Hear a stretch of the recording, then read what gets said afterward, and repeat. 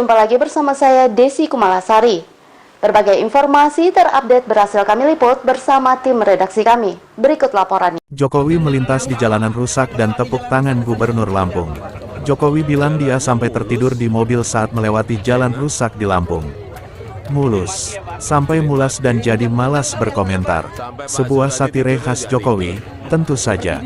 Lalu mengenai jalan rusak yang sudah terlalu lama, perbaikannya akan diambil alih pemerintah pusat. Gubernur Lampung Arinal Junaidi berdalih jalanan itu rusak gegara pengusaha membebani tonase kendaraan angkutannya melebihi kapasitas. Tapi menurut warga, kondisi rusaknya jalan itu sudah lama, ada yang bilang sudah lebih 10 tahun. Itulah bedanya, Jokowi menghadapi masalah jalan rusak langsung beri solusi, ambil alih tanggung jawab dan segera bereskan.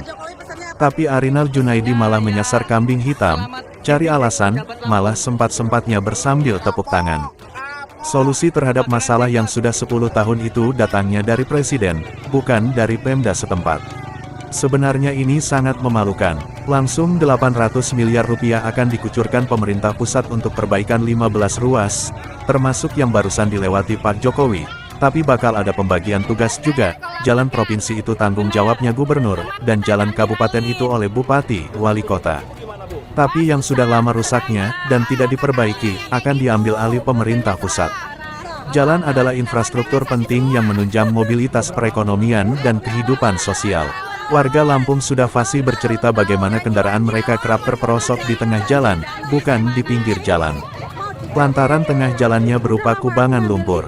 Apa-apa jadi mahal, bahan bakar, biaya perawatan, buang-buang waktu di jalan, maka otomatis inflasi terdongkrak naik.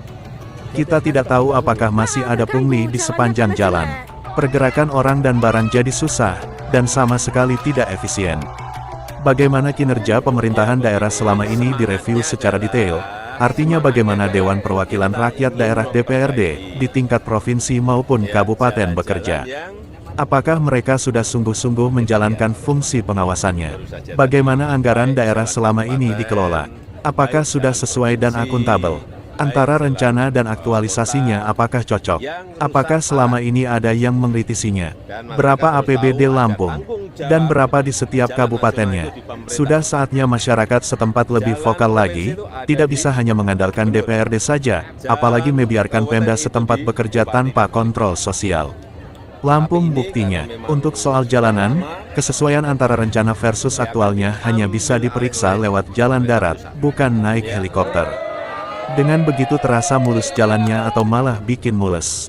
Redaksi mediainvestigasi.net melaporkan. Khusus untuk Lampung akan mengucurkan anggaran kurang lebih 800 miliar untuk 15 ruas jalan, termasuk ini. Akan dimulai pembangunannya, perbaikannya akan dimulai bulan Juni karena harus lelang dulu. Begitu saya lihat tadi, saya sudah perintahkan Pak Menteri PU untuk lelang. Tapi juga nanti ada beberapa ruas yang menjadi tanggung jawabnya Pak Gubernur. Ada yang tanggung jawabnya Bapak Ibu Bupati yang ada di sini. Jangan semuanya pemerintah pusat semuanya. Ya, saya rasa itu.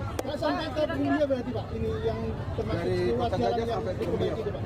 Ini pokoknya yang rusak sampai ke Rumbia atau sampai kemana yang rusak parah. Udah, kita perbaiki.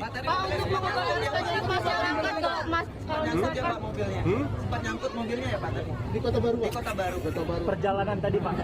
Nggak nyangkut, berenang. Mengubah perspektif masyarakat, misalkan pemerintah ini bekerja karena viral, itu bagaimana untuk mengatasi itu Pak? Upaya kita Pak.